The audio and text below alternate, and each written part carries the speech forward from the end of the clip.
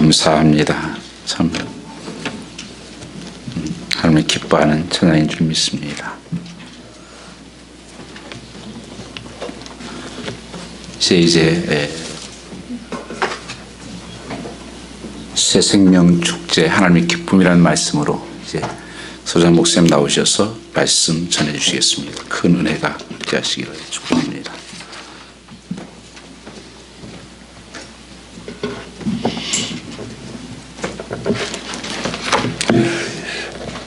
우리 인사 한번 나누고 하나님의 말씀 듣겠습니다. 사랑합니다. 축복합니다. 옆에 분들하고 인사 한번 하겠습니다.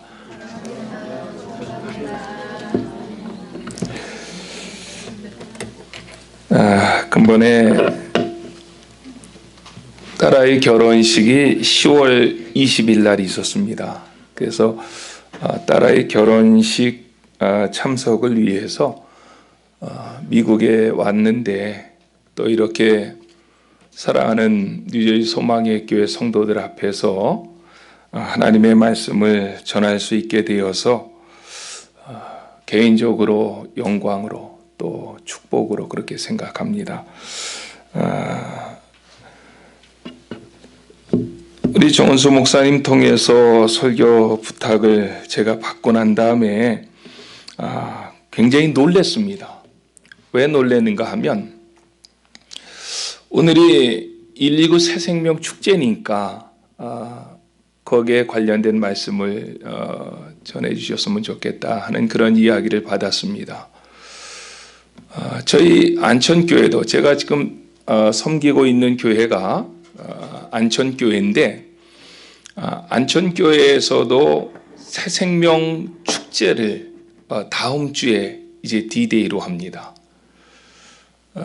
저희 교회도 새생명 축제를 6개월 전서부터 준비를 했고 이제까지 계속 준비를 해오는데 제가 이제 금요일 날 다시 한국으로 돌아갑니다. 그러면 토요일 날에 저녁 때 한국에 떨어지게 되고 그 다음 날이 바로 주일인데 주일에 새생명 축제를 이제 한국교회는 다음 주도 여기도 마찬가지일 거겠지만 다음 주일이 추수감사 주일입니다. 그래서 추수감사 주일을 지내면서 새생명 축제를 같이 진행해 나가는데 우리 뉴저지 소망의 교회도 새생명 축제가 이번 주로 이렇게 정해져 있다 하는 얘기를 듣고 너무 놀랐어요. 야, 이게 비슷한 행사가 비슷한 시기에 있구나. 저희는 이제 교회마다 조금씩 다르겠지만 저희 안천교회는 새생명 축제를 6개월 전에 시작하고 매주마다 먼저 구호 제창을 하고 설교를 들었습니다. 근데 구호를 어떻게 했냐면 한번 띄워줘 보실래요? 제가 한번 저에게 했는데 제가 이제 129 새생명 축제 구호 준비하면 교인들이 야 이렇게 해요. 그래서 1 하면은 이제 한 사람이 1 하면 한 영혼을 구원하는 새생명 축제 야 해고 이제 막 박수 치고 그 다음에 이제 설교를 들었습니다. 제가 이름도 똑같더라고요. 129 새생명 축제. 근데 이제 뉴저지 소망의 교회 행사를 제가 카피한 거 아니고 제가 생각할 때에도 뉴저지 소망의 교회가 제가 섬기는 안천교회 새생명 축제 129 새생명 축제를 카피한 것도 아니리라고 보고 그런데 정말 비슷한 행사를 비슷한 시기에 할 수 있는 것은 우리 정 목사님 마음이나 제 마음이 예수님의 마음을 닮아보려고 애썼던 흔적이 아니겠느냐 그런 생각을 해보게 합니다. 왠가 하면 예수님의 마음, 예수님의 소원은 한 영혼, 잃어버린 한 영혼이 주께로 돌아와서 구원받는 것. 이것이 예수님이 그 마음 가운데 가지고 계신 가장 커다란 소원인 줄로 믿습니다. 새생명 축제를 통해서 얼마나 많은 영혼이 주께로 왔는지 그것은 하나님의 영역이기 때문에 우리는 최선을 다하면 된다고 봅니다. 저희 안천교회에서도 6개월 전에 새생명 축제를 시작하면서 저희는 먼저 111 릴레이 기도를 시작했습니다. 15일 동안 새벽 5시서부터 밤 10시까지 1시간씩 자기가 이제 기도할 사람들을 뒤에다 적는 거예요. 1시간도 공란이 없이 15일 동안 111 릴레이 기도를 시작했습니다. 그 기도가 끝나고 전도 대상자, 나는 누구를 전도하겠다는 것을 2주에 걸쳐서 적어내게 했고, 그리고 그 명단을 가지고 전교인이 금식 기도했습니다. 그리고 난 다음에 기도 특공대를 조직해가지고 아마 지금까지도 기도하고 있을 거예요. 그 영혼이 주께로 돌아오기를.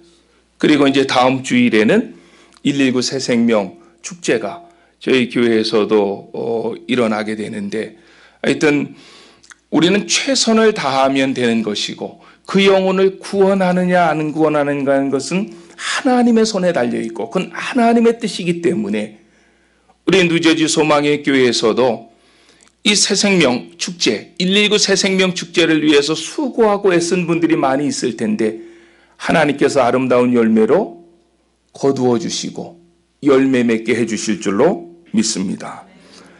특별히 지금은 전 세계가 코로나 사태로 인해서 굉장히 어려운 때를 보내고 있습니다. 2년 전에 코로나가 발견되었을 때만 해도 사스나 메리스 때처럼 한두 주, 기껏해야 한 달 있다가 없어질 줄로 알았습니다.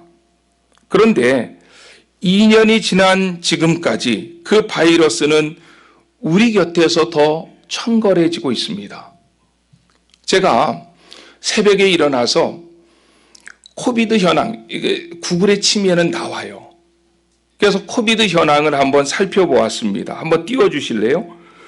오늘 새벽까지 전 세계에 코비드 확진자가 2억 5,300만 명입니다. 그리고 사망자가 511만 명입니다. 미국의 코로나 확진자가 4,789만 명이고 미국에서 사망한 사람이 78만 명이 넘습니다. 미국의 50개 주 가운데에서 가장 많은 코로나 확진자와 사망자를 내었던 주가 뉴욕과 뉴저지주입니다. 그 이야기는 여러분들은 코로나가 창궐한 가운데에서 살고 있고 가장 많은 사람들이 고통을 받고 있는 현장 속에 살고 있다는 것입니다. 그러면 저는 한국에서도 그런 설교 자주 했는데 하나님께서는 참새 한 마리가 땅에 떨어지는 것도 하나님이 허락지 아니하시면 안 된다고 했는데 2억 명이 넘는 사람들이 코로나 확진자로 고생을 하고 500만 명이 넘는 사람들이 죽음을 당하는 이것이 우연일까? 생각해 봐야 됩니다. 저는 이때에 교회는 깨어 있어야 되고 이런 상황 속에서 하나님은 교회를 통해서 무엇 하기를 원하시고 어떤 말씀을 하시는지를 우리가 들을 수 있어야 된다고 봅니다. 1665년도에 영국에서 대역병으로 알려진 패스트, 흑사병이 돌았습니다. 그때에 영국의 시민이 40만 명이었습니다. 40만 명 중에서 그 흑사병으로 4분의 1에 해당되는 10만 명이 죽었습니다. 그때에 데니엘 디포라고 하는 사람이 전염병 연대기라고 하는 책을 썼습니다. 이때에 살았던 사람인데 이 전염병 연대기라고 하는 책의 서문에서 데니엘 디포는 이런 말을 했습니다. 나는 성직자는 물론 내과 의사, 약사, 시 공무원 등 질병에 맞서 헌신적인 활동을 했던 사람들의 명예를 위해서라도 그들이 얼마나 자신의 임무를 완수하기 위해서 생명의 위협까지 무릅쓰고 활동했는가를 기록에 남겨두어야 된다고 생각했다. 이러면서 이 책을 쓴 거예요. 그런데 데니엘 디포가 썼던 이 한 권의 책은 세계의 가치관을 바꿔놨습니다. 더 놀라운 것은 이 책에서 언급하고 있는 것처럼 흑사병 이후에 세계 역사는 한층 더 발전해 갔습니다. 그때에 문학적으로는 철로 역정이 나왔습니다. 이런 배경 속에서 철로 역정이 나왔고 신라권, 우리가 너무도 잘 알잖아요. 주옥과 같은 문학적인 작품들이 이 어려움을 통과하면서 나왔습니다. 더 놀라운 것은 이때에 정말 세계 역사를 바꿔놓았던 아이튼 뉴작의 만류인력 법칙이 여기서 나옵니다. 이런 사건 속에서. 그리고 더 놀라운 것은 영적으로 인류는 무서운 재앙 앞에서 타락을 멈추고 절대자이신 하나님 앞에 겸허한 자세로 돌아오기 시작했다는 거예요. 2020년도에 시작했던 이 코로나, 지금까지 이어지고 있는데 코로나19 앞에서도 저는 믿는 사람들이 이 일을 할 수 있다고 봅니다. 다른 사람들은 이 어려움 가운데 좌절하고 절망하고 쓰러지고 넘어져 있지만 우리 믿는 사람들은, 하나님과 깊은 영적 교제가 있는 사람들은 우연이 아니다. 하나님은 온 우주와 만물을 주장하고 계시는데 이러한 사건 속에서 하나님은 우리에게 무엇을 원하시는가? 이 일을 통해서 어떤 일을 이루시기를 원하시는가? 믿는 사람들은 집중해야 되고 거기에 귀를 기울일 때, 하나님 앞에 겸손히 돌아올 때 이것은 전화위복의 사건이 될 줄로 믿습니다. 전도서 7장 14절 우리 같이 볼까요? 시작.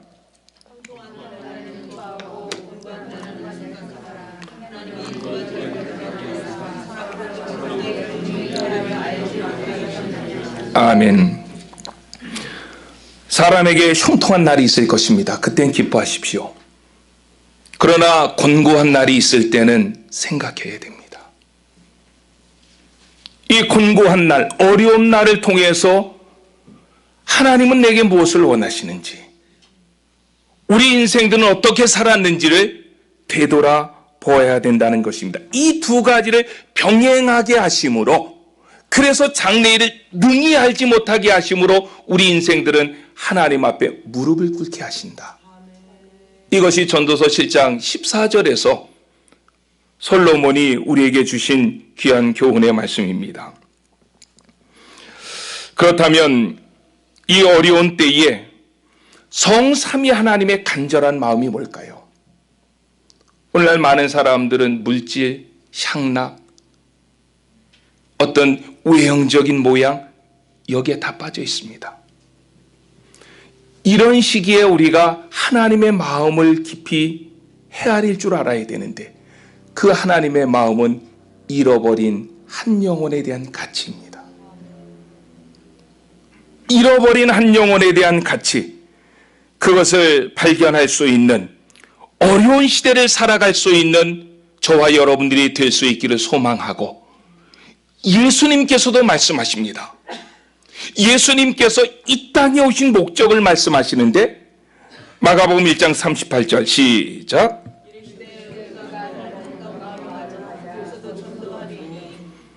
예, 내가 이를 위하여 왔노라, 이렇게 말씀하십니다. 예수님께서 이 땅에 오신 목적에 대해서 말씀하시기를, 우리가 다른 가까운 마을로 가자, 거기서도 전도하리니 내가 이를 위하여 왔다.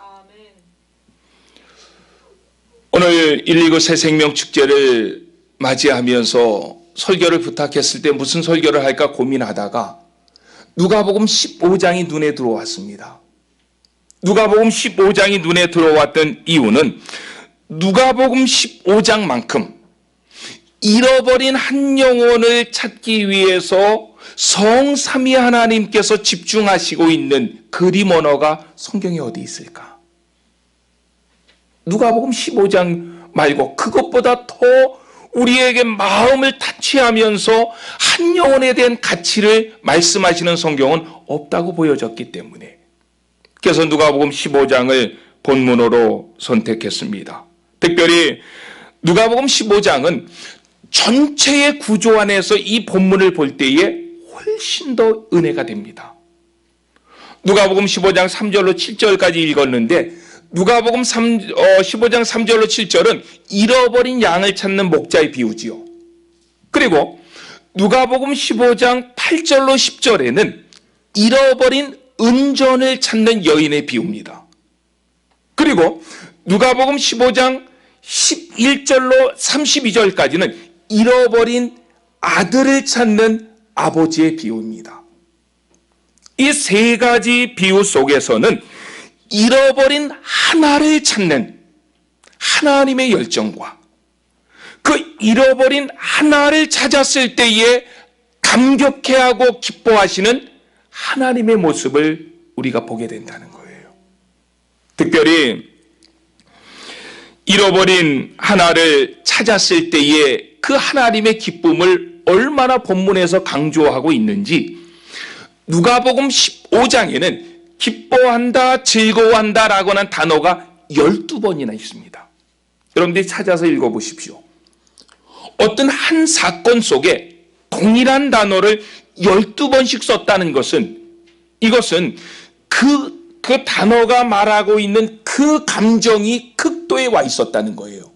특별히 누가복음 15장에서 우리는 세 가지 목자, 여인, 아버지가 나오잖아요. 학자들은 동일하게 얘기합니다. 이것은 성삼위 하나님을 말한다. 누가복음 15장 3절로 7절에 나타난 잃어버린 양을 찾는 목자의 비유 속에서는 예수님을 볼 수 있다는 거예요.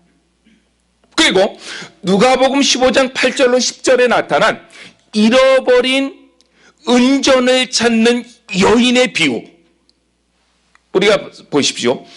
헬라어로 교회라고 하는 단어를 쓸 때는 에클레시아 이런 단어를 씁니다. 근데 에클레시아라고 하는 이 단어는 여성 명사입니다.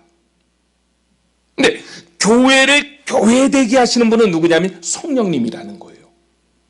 그래서 누가복음 15장 8절로 10절에 나타난 그 여인의 비유 속에서는 교회를 교회되게 해나가시는 성령님의 모습을 볼 수 있다는 거예요.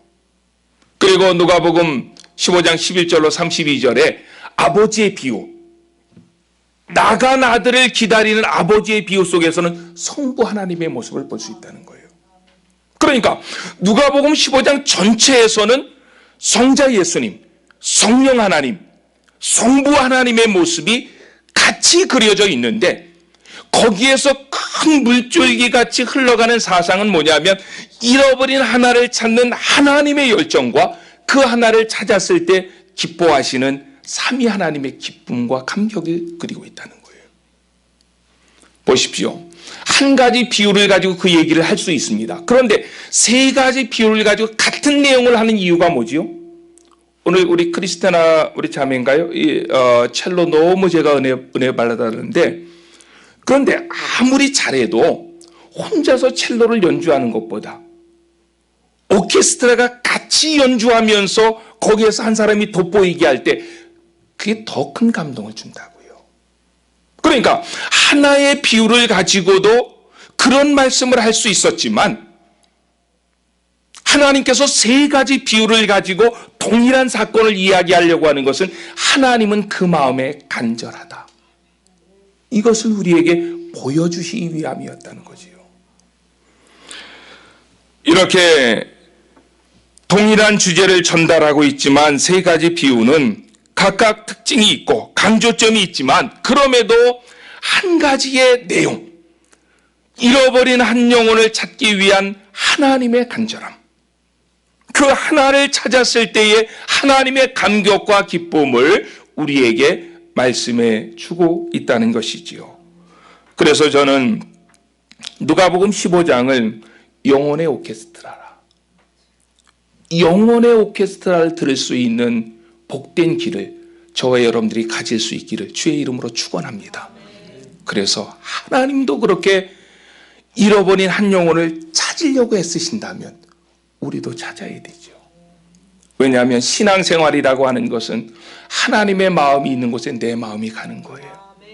하나님의 시선이 머무는 곳에 내 시선이 머무는 거예요. 하나님이 기뻐하시는 일을 나도 하는 게 신앙생활이지, 하나님 없이 아무리 혼자 잘난 척해도 그거는 교만이지 신앙이 아닙니다.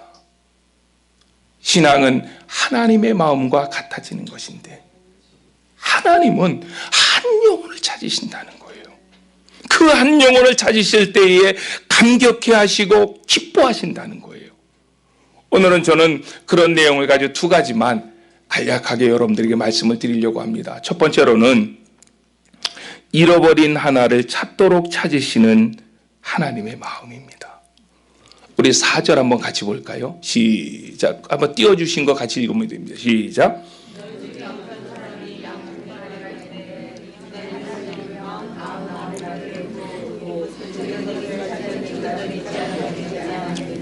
아멘.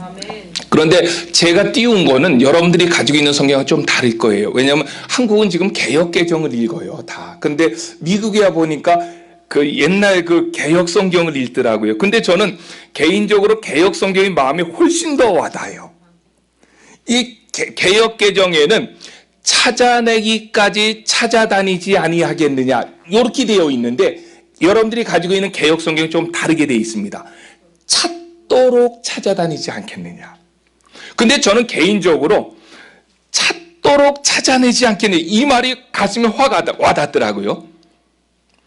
잃어버린 양이 있을 때에 목자가 찾도록 찾는다라고 하는 그 말은 뭐냐면 찾아낼 때까지 찾는다는 거예요. 결코 포기하지 않는다는 것입니다. 어떠한 어려움이 온다 해도 포기하지 아니하고 어떤 환난이 온다고 한다 할지라도 그 잃어버린 양을 찾는 일을 중단하지 아니하겠다. 이 목자의 마음을 그 단어 속에서 두고 있다는 것이지요. 이 말씀을 우리가 볼 때에 한 마리의 잃어버린 양이 있을 때에 99마리를 들에 두고 목자는 잃어버린 한 마리를 찾았다.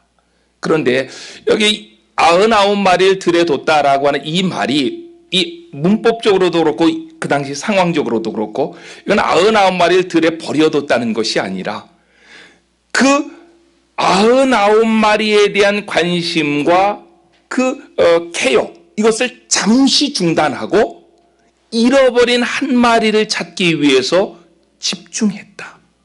왜냐하면 이스라엘 지방에서 100마리의 양을 키우려면 혼자 못 키웁니다.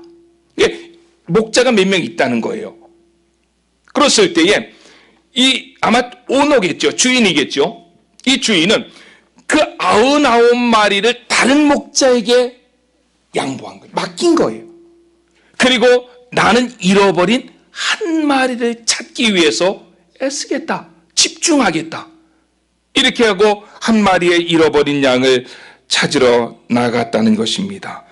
이것을 저는 이 예수님의 모습을 그림 언어로 보여줄 수 있는 성경이 하나 있다 그래요. 생각해요. 그것이 누가복음 5장에 나타난 거라사 광인을 찾으시는 예수님의 모습입니다. 우리 시간이 조금 지나지만 그래도 같이 한번 봅시다. 누가복음 5장을 한번, 마가복음 5장을 한번 보십시오. 마가복음 5장에 보면 거라사 광인을 찾으시는 예수님의 모습에 대해서 설명하고 있는데 보십시오. 마가복음 5장을 찾아놓고 가만히 이걸 깊이 연구해 보십시오. 굉장히 여기서 많은 교훈들이 나옵니다. 마가복음 5장을 바로 해석하기 위해서는 마가복음 4장서부터 봐야 됩니다. 그 4장 1절이 뭔가 하면 예수께서 바닷가에서 가르치시니 큰 무리가 모였거늘 예수께서 바다에 떠있는 배에 올라앉으시고 온 무리는 바닷가 육지에 있더라. 이렇게 얘기하고 2절에 이에 예수께서 여러 가지 비유로 가르치시니 그 가르치시는 중에 그들에게 이르시되, 야, 마가복음 4장 1절에 예수님께서 그 상황 설명을 얘기하고 있는 거예요. 바닷가에서 사람들을 모아놓고 비유로 가르치신다. 이게 어디까지 내용이 있느냐면 32절까지 내용이에요. 32절까지 비유로 예수님께서 그 사람들을 가르치시는 이야기를 하고 있습니다. 그리고 35절에 이렇게 얘기했다고요. 그날 저물 때에 이랬어요. 그날 저물 때. 그러면 보십시오. 1절서부터 34절까지 비유로 가르치는 얘기를 하고 그날 저물 때에 라고 했다면 여기 그날은 어떤 날입니까? 네? 그날은 어떤 날이에요? 그렇죠. 비유를 가르치신 날 저녁 때 이런 얘기예요. 그런데요, 여러분들이 설교를 하는 게 쉬운 것 같이 보이지만 어떨 때 설교를 저도 이제 한국에서 계속 하잖아요. 설교 1시간 하면요, 런닝 셔츠가 다 젖을 때 있습니다. 이 말씀 전하는 게 보통 어려운 거 아니에요.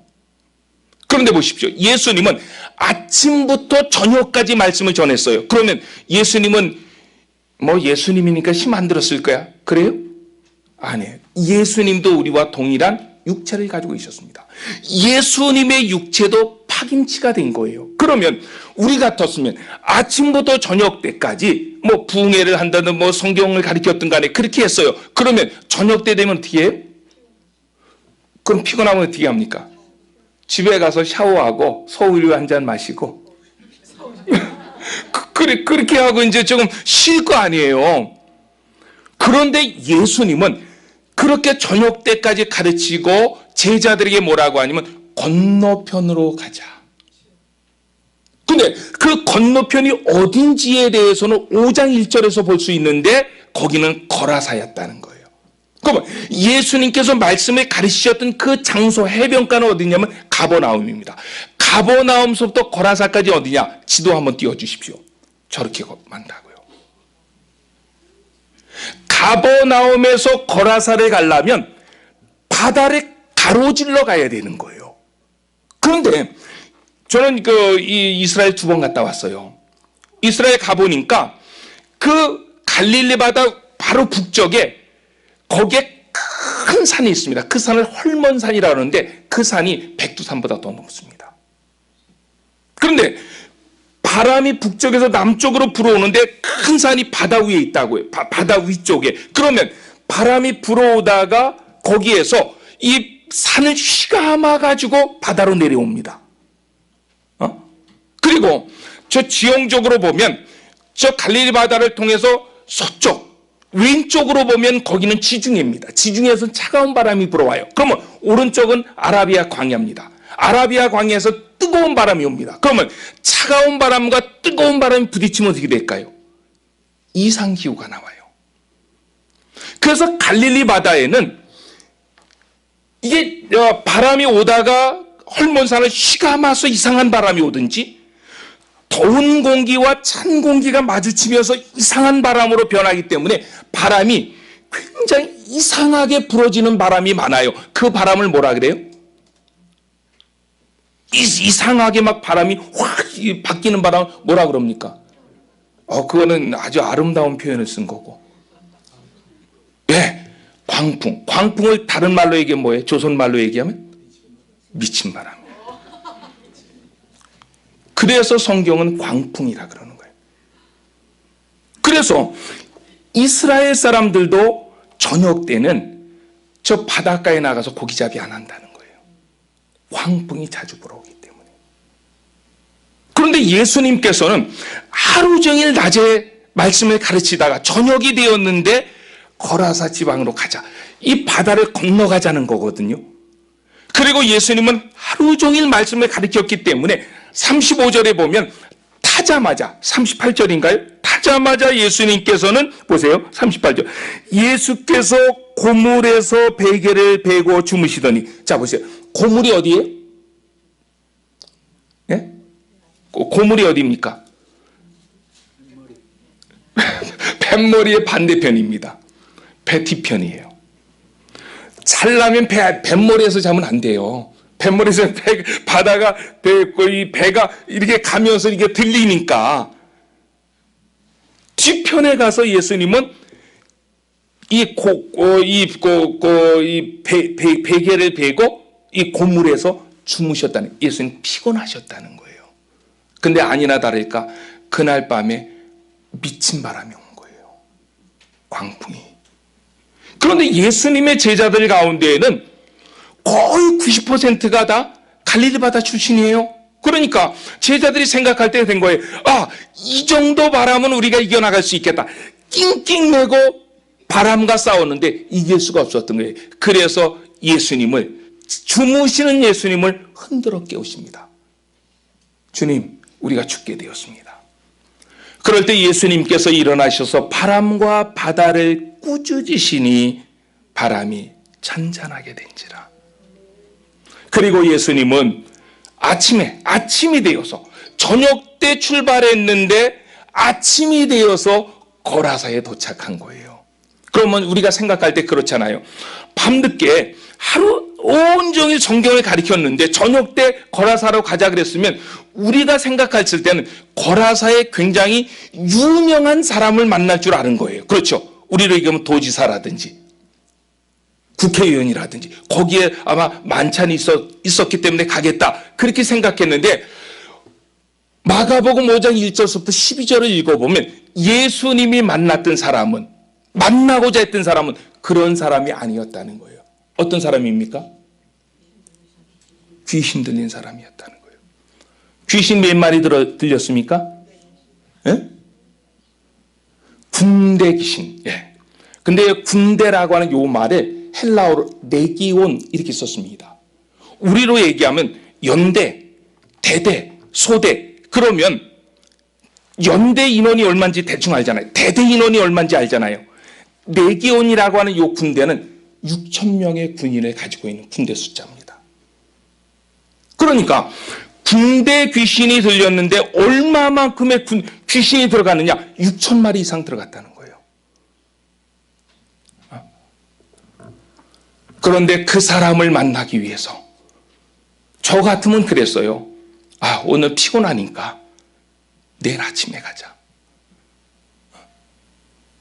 오늘은 하루 종일 말씀을 가르쳤으니까 나도 피곤하니까 내일 아침에 가지, 이랬을 텐데 예수님은 그렇지 아니하고 그 군대 귀신 들린 그 한 영혼을 건지시기 위해서 그 밤에 광풍을 무릅쓰고 거라사로 가셨다는 거예요.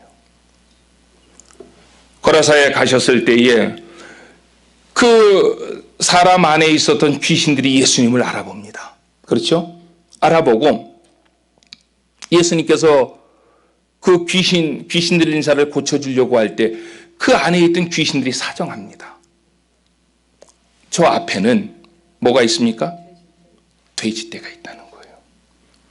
그래서 우리가 돼지떼로 들어가는 것을 허락해 주옵소서. 그랬을 때 예수님께서 허락하신지라. 성경은 허락하신지라. 그래서 거기에 있던 귀신들이 돼지떼로 들어갔을 때에 그날에 돼지 얼마가요? 2,000마리가 바다에 몰살했습니다. 그때에 그 동네에 있는 사람들은 그날 예수님께 찾아와서 여기에서 떠나십시오. 왜요? 세상 사람들에게는 돈이 중요했던 거예요. 2,000마리의 돼지값이 저 미친놈보다 더 중요했다는 거예요. 그런데 예수님은 그 한 영혼이, 그 값이 천하보다도 귀하기 때문에 2,000마리를 희생시키고, 돼지 2,000마리를 희생시키고 예수님은 한 영혼을 구원하셨던 것입니다. 놀라운 것은 여기서부터 있습니다. 보세요. 그 사람이 이제 예수님을 따라가고 싶어 합니다. 마가복음 5장 11절에 보면 예수여, 나도 당신을 따라가고 싶습니다 라고 말할 때 예수님이 허락했습니까? 안 했습니까? 안 했습니다. 왜 안 했어요? 이게 굉장히 중요하니 왜 안 했죠? 12절에 보십시오. 마가복음 5장 12절. 우리 한번 같이 한번 찾아볼까요? 마가복음 5장 20절 19절 20절 2절 봅시다. 시작.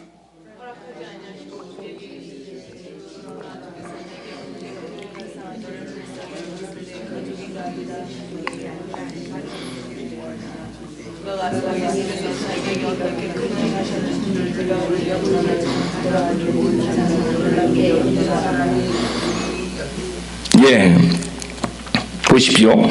예수님께서 허락지 아니하신 것은 네가 경험한 것을 네 가족에게 가서 말해라. 그런데 더 중요한 것은 20절입니다. 예수님은 내 가족에게 가서 말해라 그랬는데 이 사람은 예수님의 명령을 어겼어요. 가족에게 가서 말한 게 아니라 어디에 가서 말했다고요?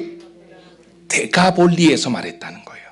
이게 굉장히 중요한 의미예요. 왜 그러냐면 데가볼리라고 하는 것은 한 도시를 말하는 게 아니라 테카라고 하는 말은 열이라고 하는 말이에요. 헬라어로 폴리라고 하는 것은 오늘날의 폴리스, 이 지역, 도시를 말하는 거예요. 그러니까 데카볼리라고 하는 말은 10개의 도시, 이런 말이에요.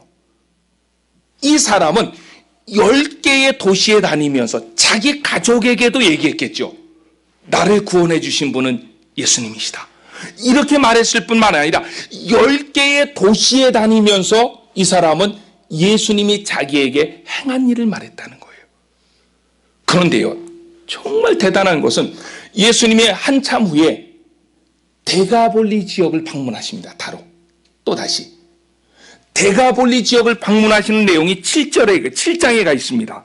여러분들이 7장을 쭉 읽어보면 7장에 데가볼리를 방문하는데 이제 7장 31절에 보십시오. 예수께서 다시 두로 지방에서 나와 시돈을 지나 데가볼리 지방을 통과하여 갈릴리 호수에 이르렀다.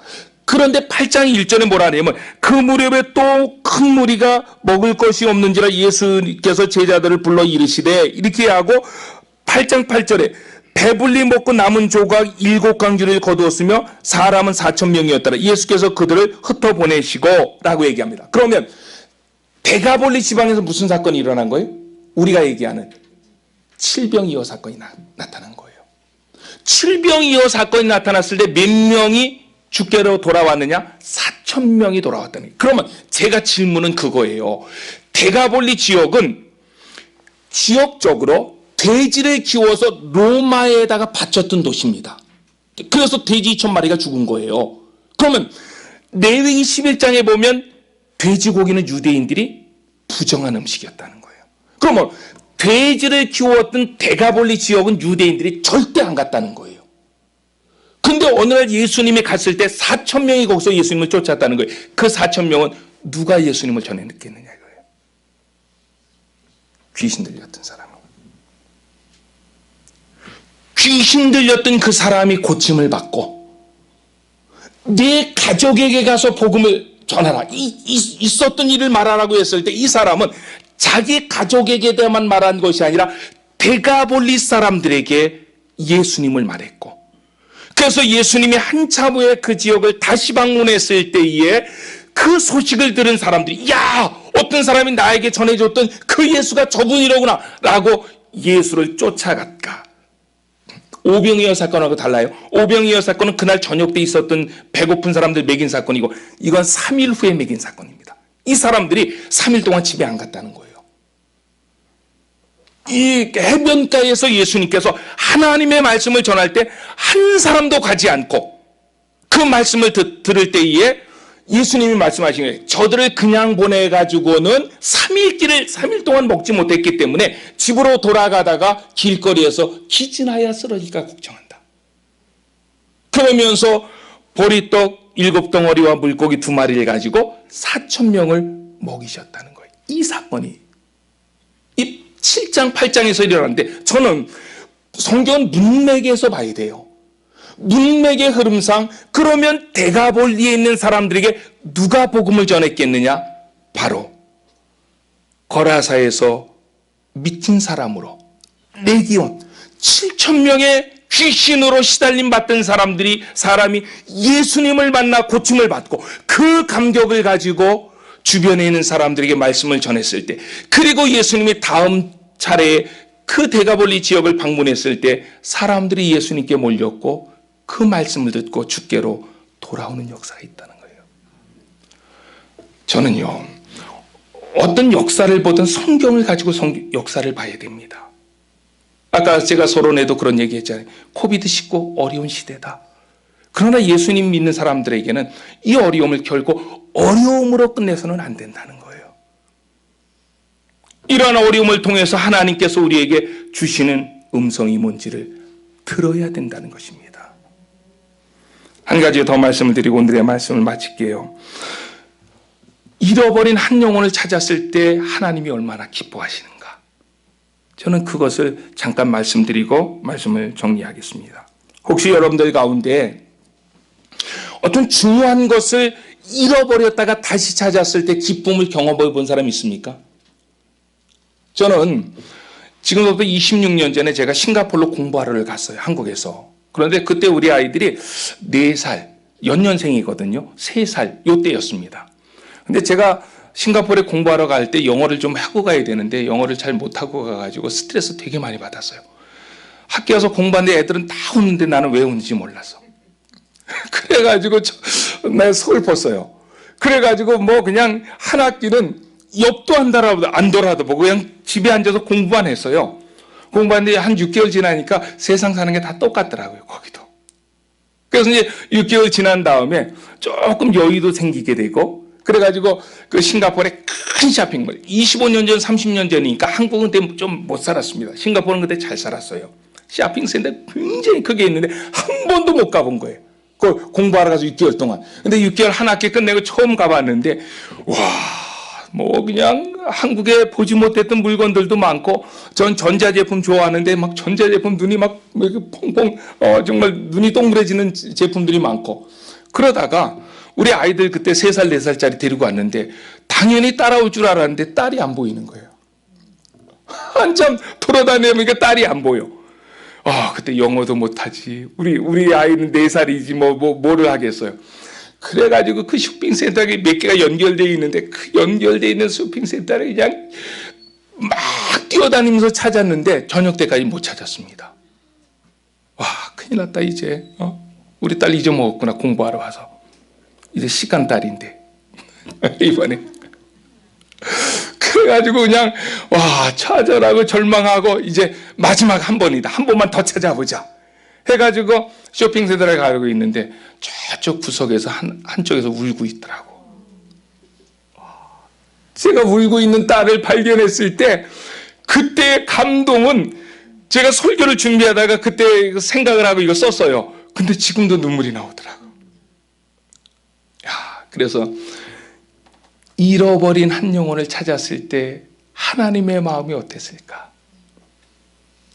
하나님의 마음이 아마 그와 같은 마음이 아니었을까?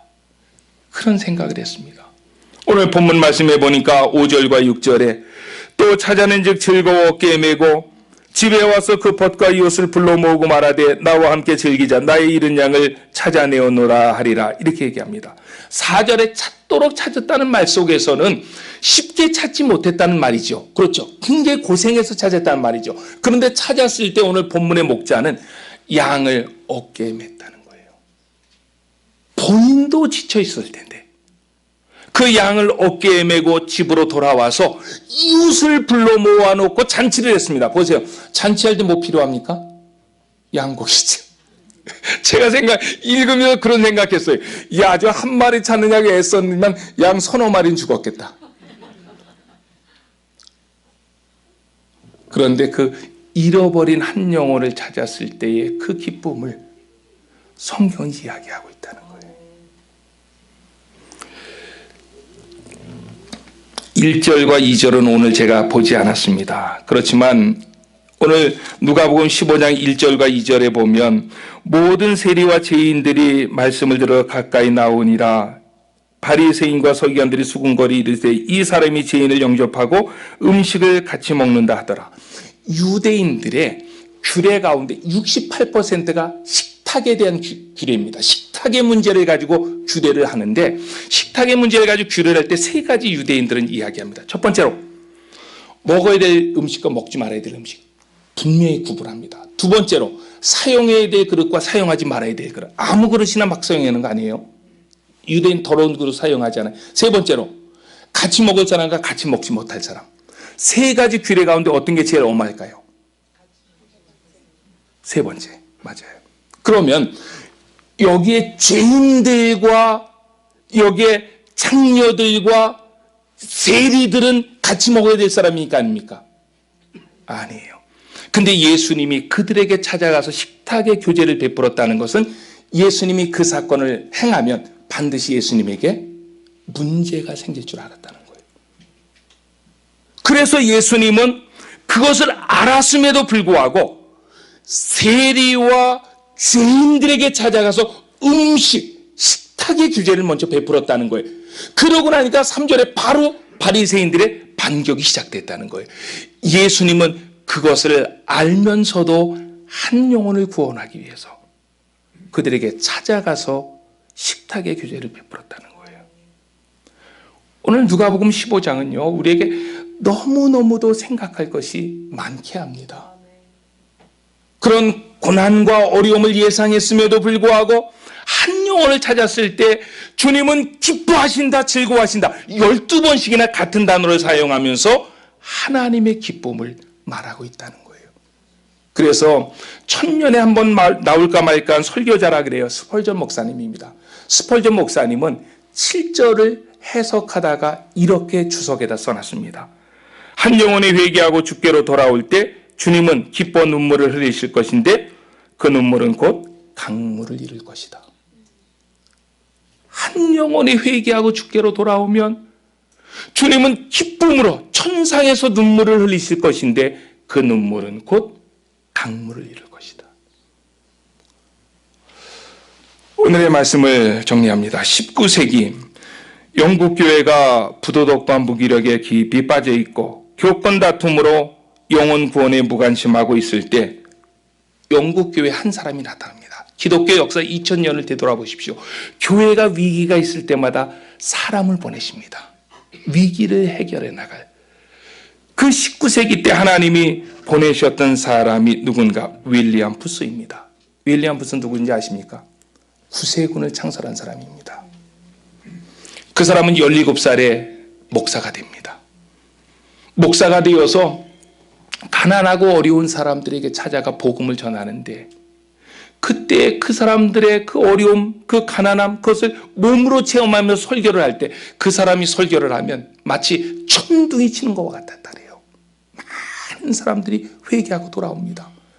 그 일을 갖다가 더 조직적으로 하기 위해서 그 사람이 구세군을 창설합니다. 그 사람이 죽을 때까지 구세군을 받아들인 나라가 58개국입니다. 대한민국도 되게 빨리 받아들였어요. 1908년에 받아들입니다. 그때에 영국에 황제가 있었습니다. 왕이 누구였느냐면 에드워드 7세입니다. 에드워드 7세가 그 소식을 들은 거예요. 윌리엄 푸스가 그 가난하고 어려운 사람들에게 찾아나가 복음을 전한다. 강력한 메시지로 수많은 영혼들이 주께로 돌아온다. 그 집회에 가면. 그래서 에드워드 7세가 하루는 윌리엄 푸스를 버킹엄으로 초대를 합니다. 그래서 이렇게 말했습니다. 공손하게 에드워드 7세가 윌리엄 푸스 앞에 머리를 숙여가며, 영국에 당시 해가 떨어지지 않는 영국의 황제가 머리를 숙인다는 건 불가능한 일이거든요. 머리를 숙여가며 이렇게 말합니다. 당신이 하고 계신 놀라운 운동에 대해서 들었습니다. 깊이 감사합니다. 당신을 돕고 싶습니다. 제가 당신께 무엇을 도와드릴 수 있을까요? 에드워드 7세가 이렇게 말했을 때 윌리엄 푸스가 말했습니다. 왕이시여, 어떤 사람은 어떤 사람의 야망은 정치이고, 어떤 사람의 야망은 예술이고, 어떤 사람의 야망은 명성이며, 어떤 사람의 야망은 황금입니다. 그러나 저의 야망은 오직 사람들의 영혼 구원입니다. 오직 나의 야망은 사람들의 영혼 구원입니다. My ambition is the souls of the man. 여러분들의 야망은 뭡니까? 큰 집 갖는 것입니까? 돈입니까? 명예입니까? 예수님 닮은 모습으로 기독교 역사의 한 페이지를 장식했던 수많은 믿음의 거장들처럼 한 영혼을 구원하여 그 열매를 주님께 올려드림이 최고의 소망이 되시고 최고의 감격이 되시고 여러분들의 최고의 야망이 되시기를 예수님의 이름으로 축원합니다. 혹시 뉴저지 소망교회에 오늘 129 새생명 축제를 통해서 오신 분이 있다면 참 잘 오셨습니다. 마지막 때에 세상에는 많은 교회가 있습니다. 하지만 여러분들이 더 잘 알고 계시는 것처럼 교회라고 해서 다 교회가 아닙니다. 오늘날 이름만 교회인 데가 얼마나 많은지 모릅니다. 뉴저지 소망의 교회는 교회다운 교회입니다. 말씀과 진리가 살아있는 교회입니다. 누구든지 이 교회에 발을 들여놓으면 살아계신 하나님을 만날 수 있습니다. 그 하나님으로 인하여서 우리의 삶이 변화받을 수 있습니다. 우리 요한복음 10장 10절 한 절 같이 읽고 말씀 마칩시다. 요한복음 10장 10절 시작.